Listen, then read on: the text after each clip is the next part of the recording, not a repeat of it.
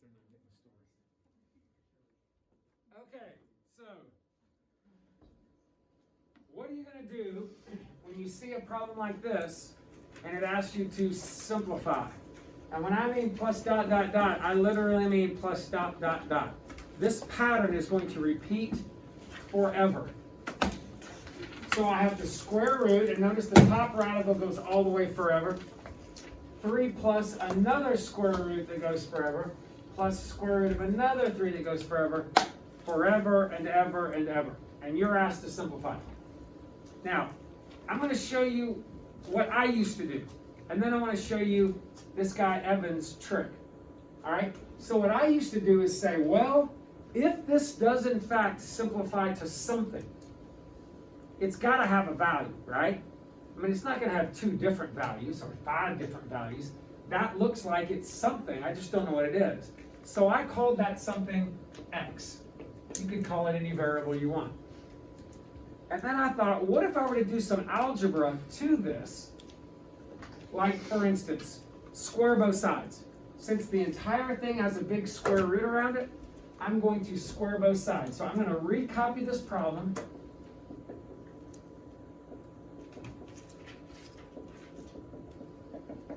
And I'm going to square both sides. Now when I do that, what does that square get rid of? The outside, the first. The very outer, or you could call it the first, square root, right? What will that leave me? 3 plus. All of that that's in there. So this square gets rid of that square root, but still does leave me this 3.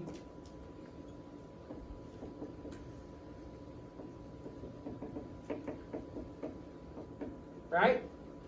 So now my equation is x squared, but remember, what am I trying to solve for? X, because x is the value of this blue equation that we started with. Are you with me so far? So now if I just kept along with the algebra, I could subtract a 3 here from both sides, which would cancel that. Now I have a question. Does the stuff that's on the left here, which technically looks like this, right? Doesn't this keep repeating? So are there only 2 3s, or there's still an infinite number of 3s here, just like there were an infinite number of 3s there? There's still an infinite number, right? So technically, couldn't I get rid of that dot dot dot there and just put another one, since they go forever? Well, now my question for you is this. Isn't this that I'm circling the same thing as this? Yes. And if they're both equal to this, then shouldn't x be equal to x squared minus 3? Well, then I'm going to replace that with this x, and I'm going to solve that. Are you with me? Now to do that, right here, subtract the x, bring down the negative 3. That doesn't factor. And I know that I've said, okay, it doesn't factor, but we do know how to use what? To solve quadratic. A quadratic formula. And I know you probably can sing the song, although sadly I have heard people start to sing it and sing it incorrectly. Okay? That's not good if you memorize the song, and honestly, I don't want to hear it. I've heard it so many years. Cool, let's sing this in class. I hope you know it, but honestly, you just need to be able to use it. So you need to know that to solve for x, what is that equal to? Right? Plus or minus Square root of b squared, minus 4ac. and all of that is over 2a. And that's when the 1 is the a, the negative 1 is the b, and that's your c. Right? And if it factors, great. If it doesn't, we're going to plug it in there. Now, tell me, what does this mean here? Negative the b gives me what? Positive 1, plus or minus. When I square anything, the negative goes away, so what's the square of that? 1. 1. Minus 4 times the a is already a 1, so I'm not going to bother writing it. the C is a -3, and all of that over twice the A, and the A is a 1, so I'm not gonna bother writing it. And then again, big line over the whole thing. So what do I end up with? 1 plus or minus the square root of 13, all of that over 2. Now at the very beginning of this problem, I said this stood for one number. But yet, what do I have written here? Two numbers. Now let me ask you a question. With confidence, can you look at this and tell me there is no way on earth that is negative? Yeah. Why? This doesn't look like a negative. Because it's square, like under a square root. The real simple answer is it's under a square root. And a square root of something can't possibly be negative. It might be imaginary, and it definitely could be positive, but there's no way it's negative. The other way is there's not even a negative in the problem. If there's no negative in the problem, then there's no way it can be negative. Yet I am telling you that x is 1 minus root 13 over 2 and 1 plus root 13 over 2. Well, what's root 13? Ballpark me. Just in the neighborhood. 3.5? Why? Because it's halfway between square root of 9 and square root of 16. Yeah, because root 9 is 3 and root 16 is 4, and that's somewhere in the middle. So that's like 3-ish. What's 1 minus 3-ish? Negative 2-ish. And negative 2-ish over 2. Negative 1-ish. But it's clearly negative, right? Yes. And if this can't be negative, then you throw that away and you keep just the positive version. And there's your x. Now that's the way I used to do it. And if you want to do it that way, that's great. That is wonderful algebra. It will fit our narrative. You can do this all day long. And it really honestly is better. It's just not quicker. So this is what my former student Evan said. He goes, well, Mr. Hurry, I appreciate all your long, lengthy algebra. And he said, I just look at this and again, the algebra to me sometimes is a little easier and people cut down on errors. But he did this. He said, if this thing goes forever, he said, what if and I'll do it in yellow or orange, because orange and blue look so great together. They really do. Now, what if I circled this part right here? Does this equal the exact same thing as the original problem? Yes. Because the original problem is root 3 plus root 3 plus root 3, right? And the part I circled is root 3 plus root 3 plus. It's the same thing, right? You with me? So if the part I circled, now would it be the same if I included this 3? No, because root 3 plus root 3 is different than 3 plus root 3. Are you with me? So I got to start it right there.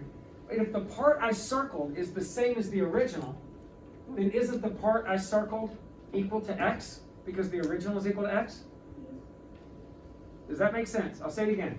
If the whole thing is x, and the part I circled is the same as the whole thing, then the part I circled is also x.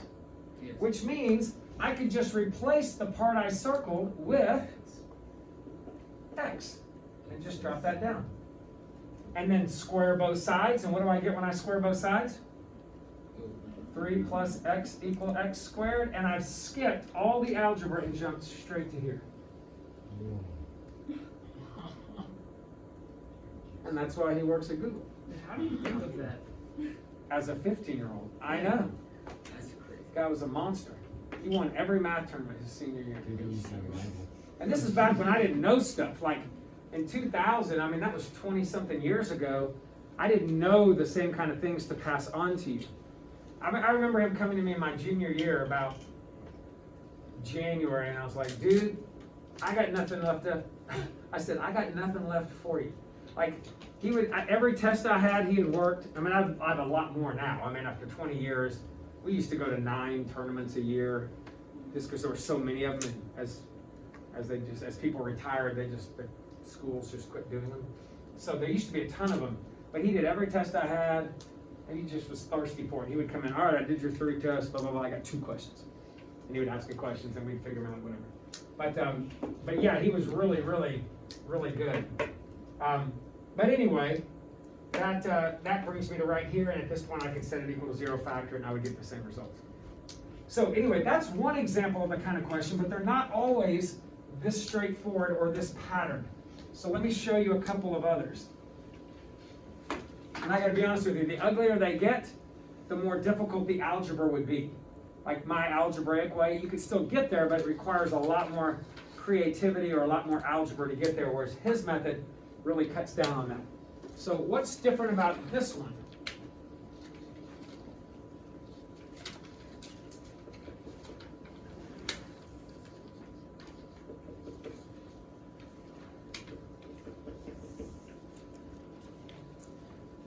So a couple differences. Obviously, there's not just one number, right? Second difference is instead of just something like root 5 plus root 5 plus, you got a number on the left of each radical, right? And then obviously you have two different numbers as opposed to one different number. But the mentality is the same. It is a pattern that is repeating. You with me? So if the pattern's repeating, I can say, well, I don't know what this is equal to, but it's equal to something. And I could just call it x. And at this point, I could use my algebra method, or I could look at it and see if I can circle where it repeats. So where do y'all see it repeating? Like where would you begin your circled part where the problem repeats itself? 2 root 5. So right in front of that 2, you begin it? Yeah, so if that's a 2 root 5, go and begin circling where the 2 root 5 occurs. And I know if you're looking at this, you're like, but this one has 3 2 root 5s. No, it doesn't. It has an infinite number of them. And the part I circled only has 2 root 5. No, it has an infinite number of them. So if the part I circled essentially means the same as the original part, what's the part I circled equal to? X. So I end up with 2 root 5 plus, and all of this is getting replaced with an x. Now hopefully we're good with this because this is where we were on problems on Friday, right? At this point, what do you want to do? I mean, you could divide by 2, but can I, since it's multiplication, just square both sides right now? So I'm going to square both sides. And when I square that, what do I get? 4 times just a 5 plus x. Radical goes away. And then when I square that, I get an x squared. And you're off to the races, right? So 20 plus 4x equals x squared. Set it equal to 0. If it factors, great, but it probably won't. So if it doesn't, make sure you know your quadratic formula. Negative the b, so positive 4, plus or minus b squared, so 16 minus 4 times the a times the c. I'm ignoring the a since it's just a 1 over twice the a. You with me? So careful on the quadratic formula. 4 plus or minus, what do 2 negatives do? So that becomes an 80 and a 16, which is a 96. And what's the square root of 96? Is there anything that can simplify there?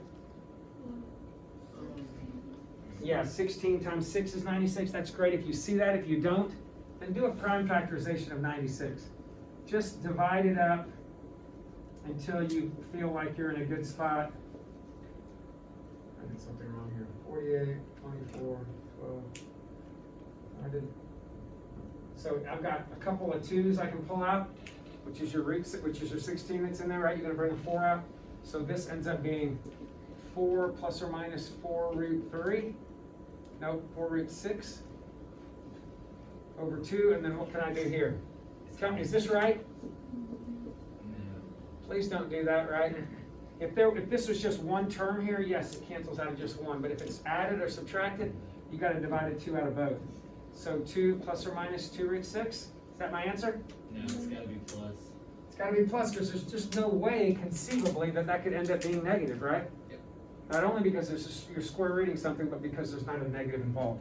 So this whole value here, 2 plus 2 root 6. Now, if your question is, do you always toss the one that's negative? Not always. Most of the time, yes. If in doubt, yes. But every now and then, you're gonna see negatives in these problems. That doesn't mean that it's gonna be the negative version, but it's possible. So every now and then, you're gonna look up here and go, wait a minute, that looks negative to me. And if it does, logically, then definitely go with the one that's negative and not the one that's positive. All right, what about this? Change it up a little bit, see what you can do. All right, I'm gonna mess with you a little bit.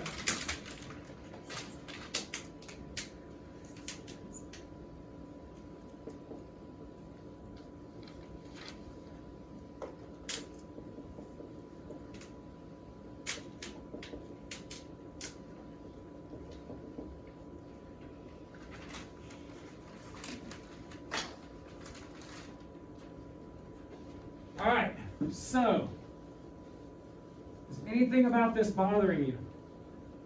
It is 2 out in front of this. The 2 out in front? Okay, now, you're right. The 2 out in front doesn't fit the pattern. I cannot ignore that. I can't go, well, I'm just gonna pretend it is. If I'm gonna keep with the model that I'm doing, I have to consider the fact that that 2 is not patterned in there, so it's an outlier kind of situation that we've got to deal with. Now, there's a couple options, and I'm gonna tell you, I've graded a couple dozen years worth of these tests. I know that there are multiple ways to address this, and I also know that there are multiple ways people have missed it. And a lot of people do this. They go, oh, well, I'm just gonna ignore the 2 for right now, and I'm just gonna do this, solve this, and when I'm done, I'll just add 2 to it. Totally fine. Guess how many percentage-wise forget to go back and add the 2? Most of them. Tons of them forget. Or they do this.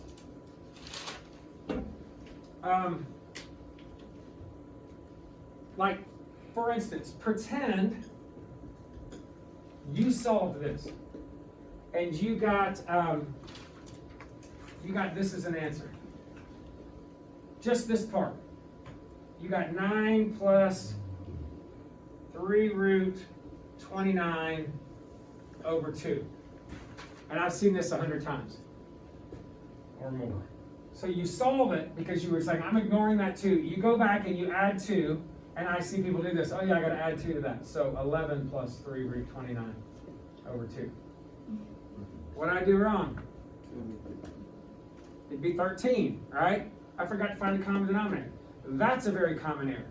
So either they completely forget it because they get so caught up in just doing this part, and they finally get their answer and they circle that, or they remember to add 2, but in remembering to add 2, they forgot, hey, I gotta find a common denominator to add these, right?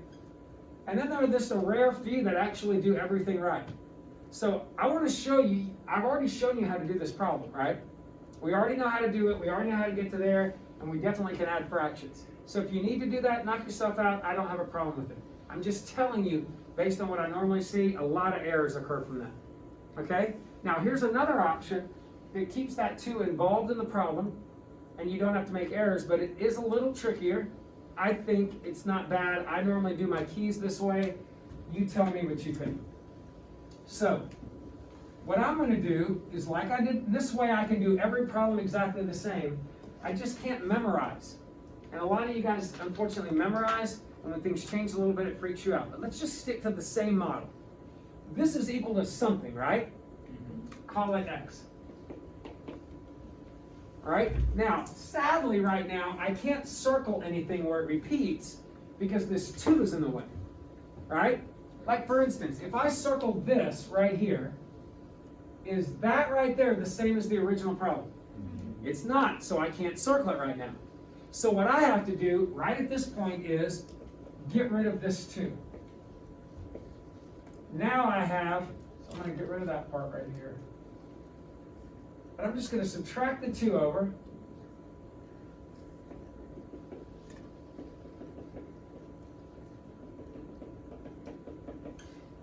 Are you with me?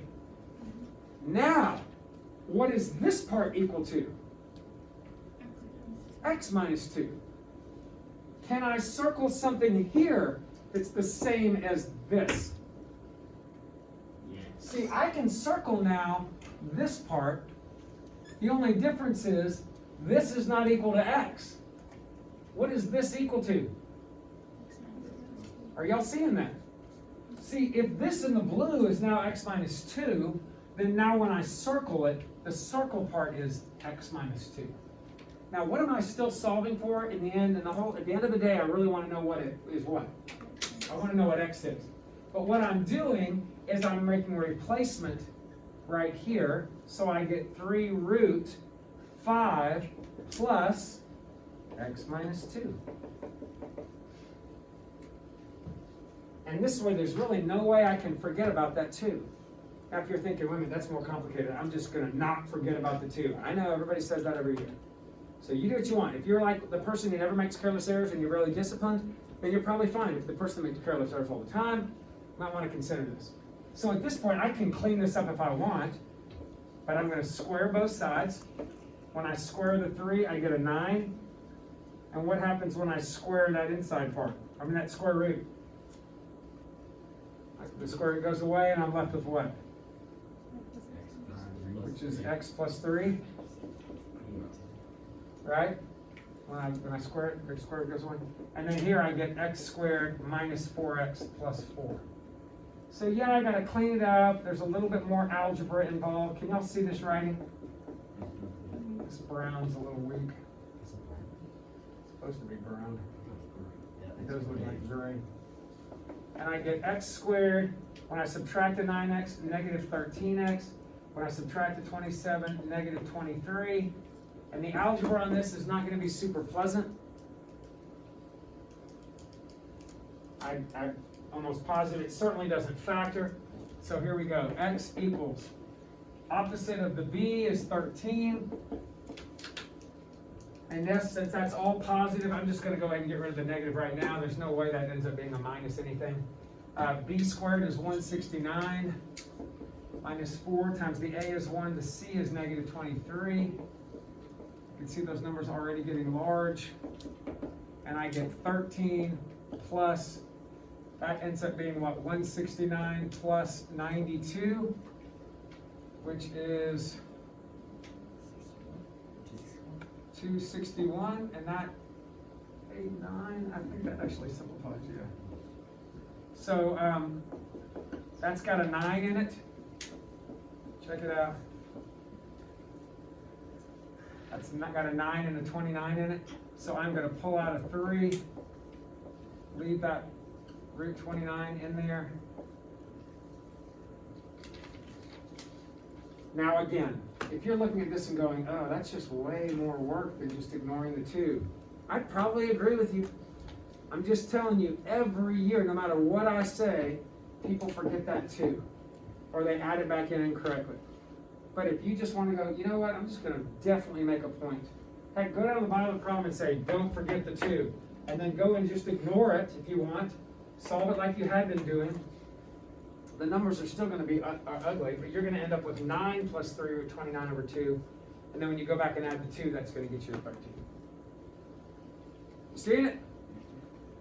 Now, you don't always have that luxury, but you do when you're dealing with square root problems like this. But we're about to shift gears and get into a different kind. Still infinity where it keeps repeating. Everybody got this at once? All right, what about,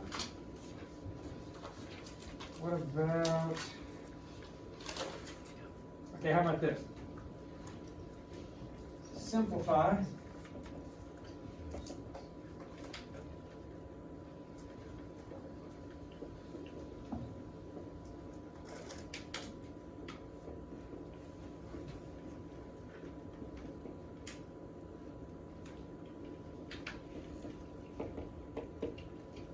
Five plus 5 over 5 plus 5 over 5 plus 5 over forever and ever and ever.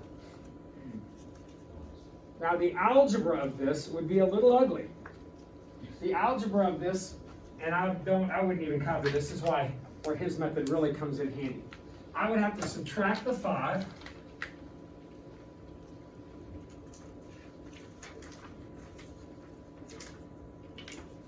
Which would give me this. Now this doesn't match that yet, does it? And then I would have to get rid of that top 5. by multiplying both sides by a 1/5. And again, you don't have to copy this. That would give me this.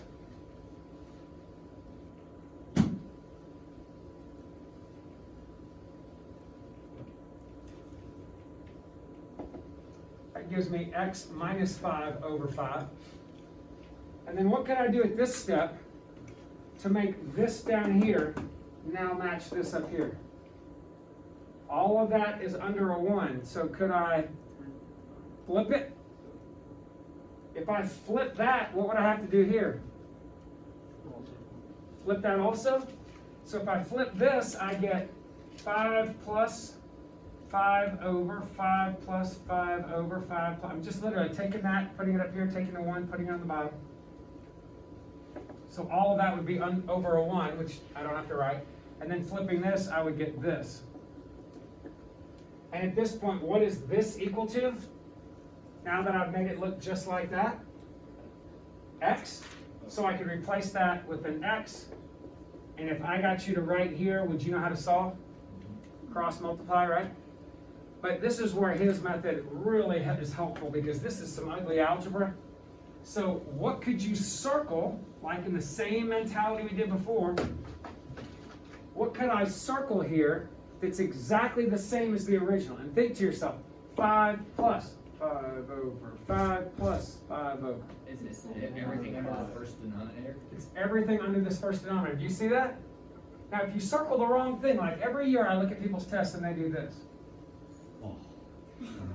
That would be a replacement for this, wouldn't it? 5 over 5 plus 5 over. So if it helps you to kind of think out loud in your head, 5 plus 5 over. Where do you hear that 5 plus 5 over? It's right here, isn't it? Yeah. So if the part I circled is the same as the original, and the original is x, then the part I circled is also what? So what do I end up with? 5 plus 5 over x. And what would you do if you were solving this?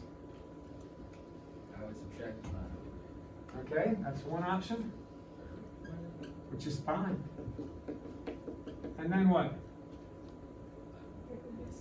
How? She said get rid of the x on the bottom. How would you do it? Multiply both sides by x. Multiply both sides by an x. So I get 5 equals x squared minus 5x. And move that 5 over. And move that 5 over, and we are using the quadratic formula again, right? And which one would you take, the positive or the negative? Because you can't just say, well, there's no square root. There's no way it could be negative. Here, there's no square root to say that. But is there even a negative in this problem? So if I'm taking nothing but positive values here, there's no way I can end up with a negative, can I? So when you get a plus or minus here, you take the positive value. The answer to that ends up being 5 plus 3 root 5. So are you always going to take a positive no matter what? No, I'm going to try to give you one that's not like that over 2 before we go. But I'm going to definitely have a positive one on this one. All right, what about this? Help me with it. 7 plus 4 over 2 plus 4 over 2 plus 4 over 2 plus 4 over. What's going on here? Not only do you have 2 different numbers that are repeating, but you also have what? A rogue 7 that's bothering you. Now again, what can you do? Completely ignore it. But if you do, I'm telling you, you better be in like the 5 percentile that remembers to go back and add 7 when you're done, because in the past, people have just forgotten to add the 7, or they've added the 7 incorrectly. All right? So that's an option, and I'm totally fine with you doing it. But I'm going to keep it included in the problem the whole way. So what if I call this x? Can I circle anything right now that represents the problem? The temptation is to circle, since this is 4 over 2 plus 4 over, is to circle that right there. If you're going to do that, you better be forgetting about the 7 for now. But right now the 7 is in there, so I've got to get rid of it. So I'm going to move it to the other side. And now I've got a patterned fraction.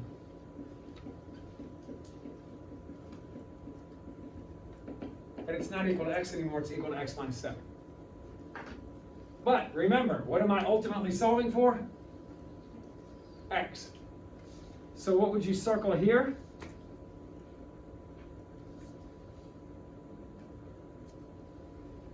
Four over 2 plus 4 over 2 plus. So where are you going to circle?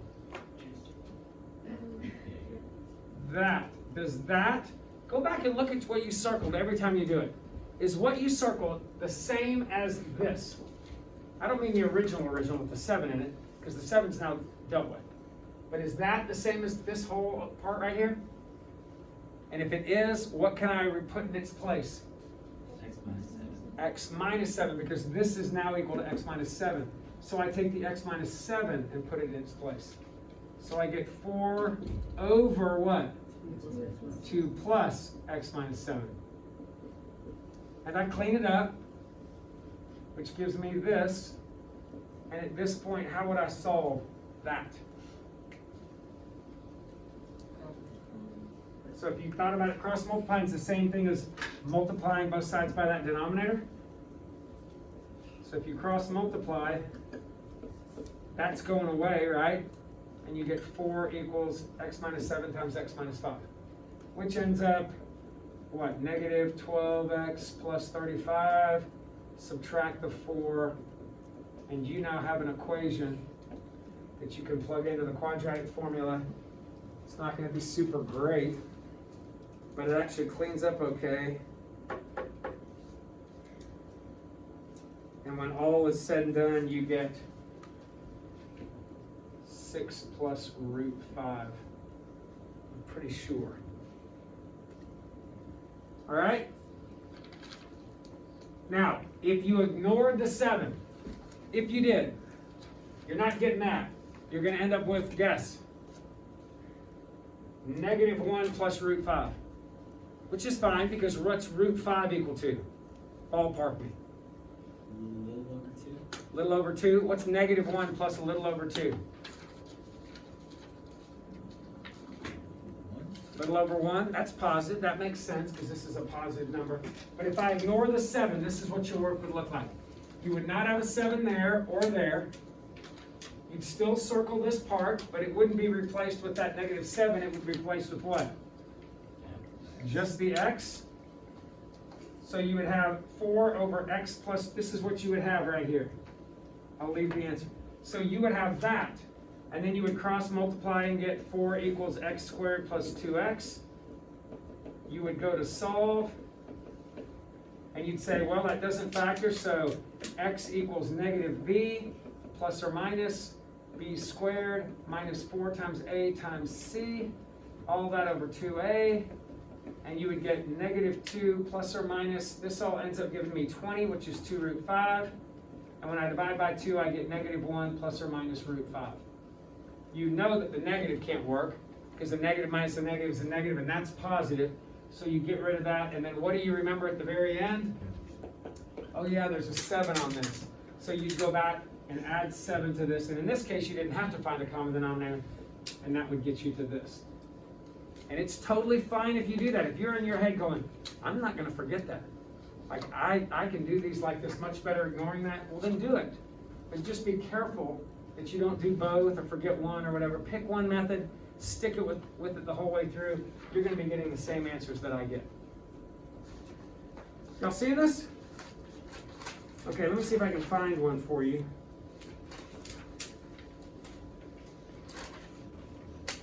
That has a negative. All right, what about, okay. You ever take a multiple choice test and you don't know the answer? Yep. Oh yeah. C. But you know what isn't the answer, No. right? Y'all are pretty good test takers, I'm guessing. I mean, you don't feel that way when you go to like Vestavia, because nobody feels like a good test taker, but most of you in the whole scheme of things are pretty decent test takers, I'm guessing. You might not be, Like my brother was a really intelligent person, but a horrible test taker. He overanalyzed everything and just missed stuff left and right. I'm like, dude, what are you doing? But anyway, sometimes you got to think that way. Sometimes it will not be completely obvious that it's positive, but it will be completely obvious that it's not one of the plus or minuses. Are you with me? Like, check this out. What if I gave you, I think it's this one.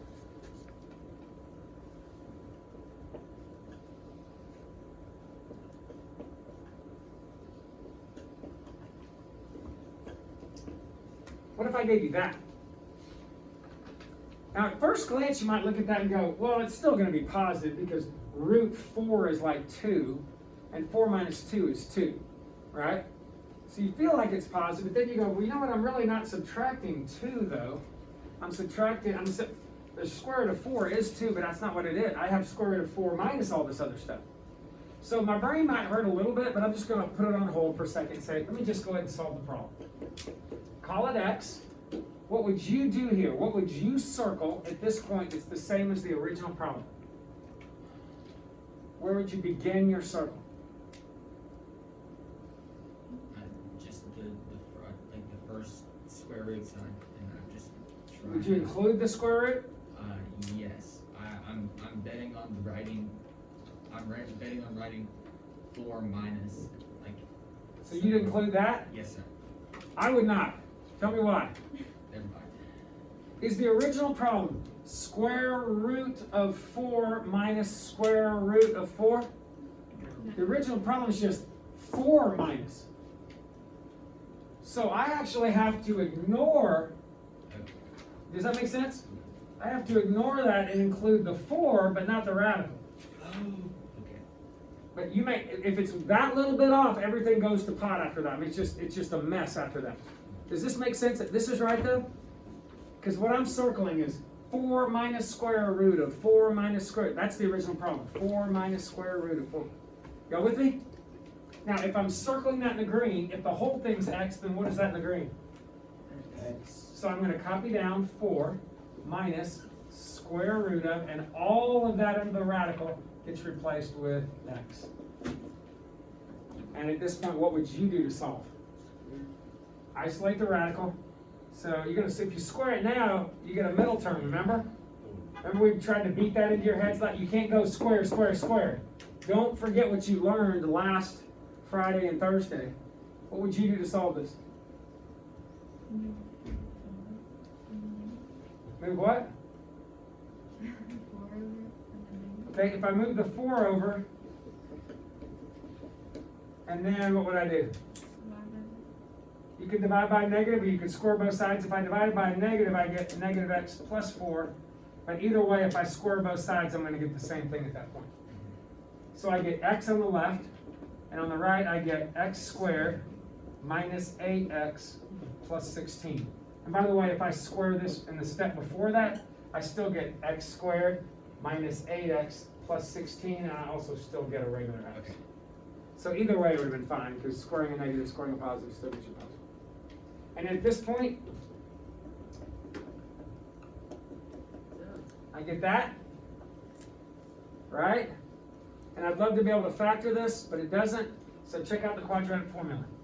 Negative the b plus or minus the square root of b squared is 81 minus 4 times the a times the c. C is positive, all over twice the a, and I end up getting 9 plus or minus the square root of, what's 81 minus 64?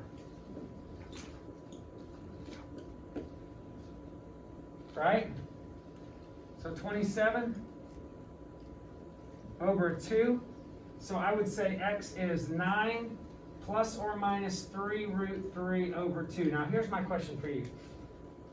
If it is positive, if it was, and most of the time I'm taking the plus, right? So this is how you can get in trouble. If it was positive, what is 3 times root 3? By the way, do y'all know, you should really know that root 2 is approximately 1.4. It's irrational, so the decimal goes forever, but that's a good way to work yourself through logical problems like this. And you should know that the square root of 3 is approximately 1.7. So if that's about a 1.7, what's a 3 times a 1.7? 5-ish? You're with me? What is a 9 plus a 5-ish? 14-ish? What's a 14-ish divided by 2? 7-ish. Is there any way on earth that that problem is equal to 7? No. Logically tell me why. Because it's 4 minus a number, and that's only going down. Unless I subtract the negative. If I subtract the negative, it's going up. There's no need. But there's no way that a square root can be a negative. So if a square root of something has to be positive, and I go 4 minus a positive, there's no way that this is doing anything but going down, isn't it? So is that even possible, the plus? It's not. So I get rid of it. Now let's think the opposite way. What's 9 minus a 5-ish? It's actually high 3-ish. And what's a 3-ish divided by a 2? 1 1/2-ish. Like a 1, high ones? Like 3.9 divided by 2 would be like a 1.9 maybe? Isn't it totally possible that 4 minus a root 2 is 2, and this is maybe a little bit bigger than that? Isn't it totally possible that this is really close to 1.9? Yes. And it's not even an option in this case that it's not, because the positive just is no way it works. So logically think through these. Sometimes there's not much to think about. You look at the problem, it's nothing but pluses, it's gotta be the plus. But if you look at the problem and you see pluses and minuses, do this whole ish thing that I'm doing, and kind of think about the value of each one, and then go back and go, what's likely the value? And I've seen maybe one ever where it wasn't totally obvious. And when it's not totally obvious, it's kind of tricky, but I'm talking about one in like 28 years that I've seen that wasn't totally obvious. You tracking with me? Smell that? No, I don't smell it. Don't think it smells like a power squeeze? I don't know who you're having on again, Mr. I'm not giving you one today. But be ready. You very well could come tomorrow. Tomorrow's review day. Got lots of free time. All right? Hey, I tell you what, we got a couple minutes just to make sure that you're okay with these. Do you remember what to do for this?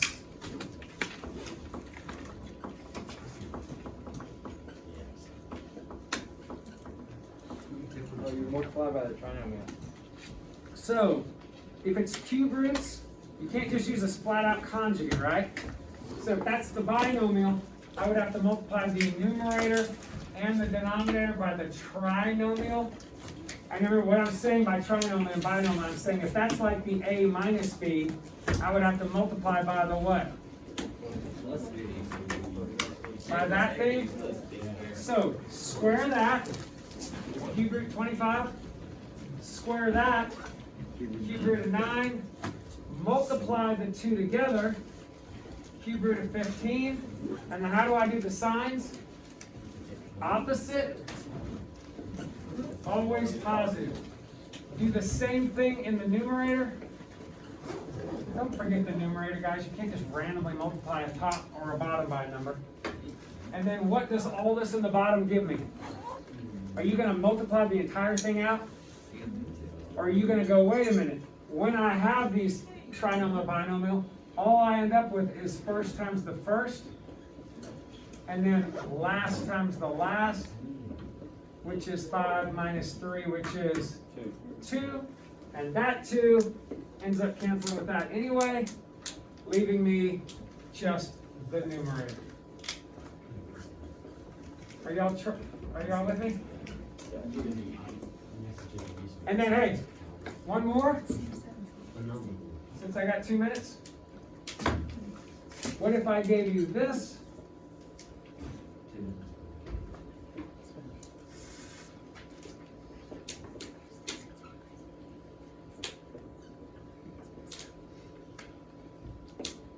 Throw you a curveball. How do I rationalize that? It's a trinomial, so you've got to figure if you're going to rationalize it, you'd have to do it with a what? binomial. But remember, the binomial is the a plus b part. This would have to be the a squared minus ab plus b squared part. Is it? Wait, maybe it's in a different order. Couldn't I rearrange that order?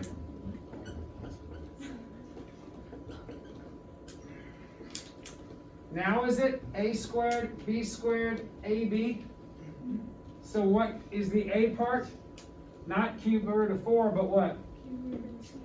Cube root of 2.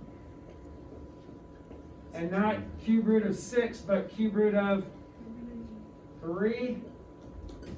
And is it plus or minus? Opposite that sign. And then when you FOIL all this junk together, are you really going to FOIL out the whole thing, or just go cube root of 8, cube root of 9, add it together? So whatever you get, 7 times that over a 5. Y'all give them.